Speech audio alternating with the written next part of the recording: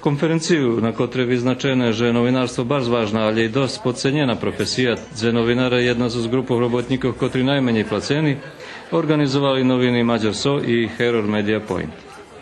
Popri domašních účastníkoch na konferenciji učestvoval i Luka Bianconi, perši sekretar i šéf političnog oddeljenja delegacije Evropske unije u Srbiji, kotri nahlášil, že še medijom na jazykov menšinoch muši ubezpečiť zrušorjovacka i finansina nezavisnosť i želje mediji, kotri ošljebodzeni od političnog vplivu, preduslovije za rozvoj demokratije u društve.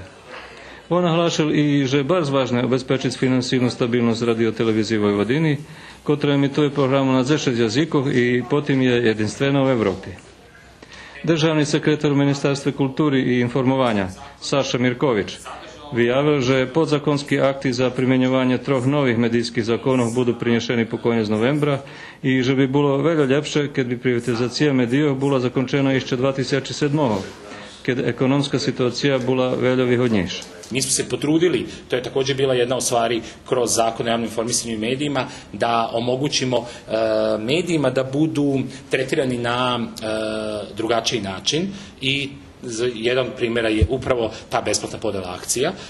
Drugi primjer je ovo što sam govorio o zadržavanju uređivačke politike u višenacionalnim sredinama za potencijalne kupce i treća vrlo bitna stavka jeste da onaj ko bude kupovao medije mora da zadrži tu delatnost 5 godina, znači, a ne 2 godine kao što je slučaj sa zakonom o privatizaciji. On dodal i že će muša vytvoriť isti uslovija za šitski mediji i že muši zažiť projekt finansovanja medijov na lokalnim, pokrajinskim i republičnim úrovni.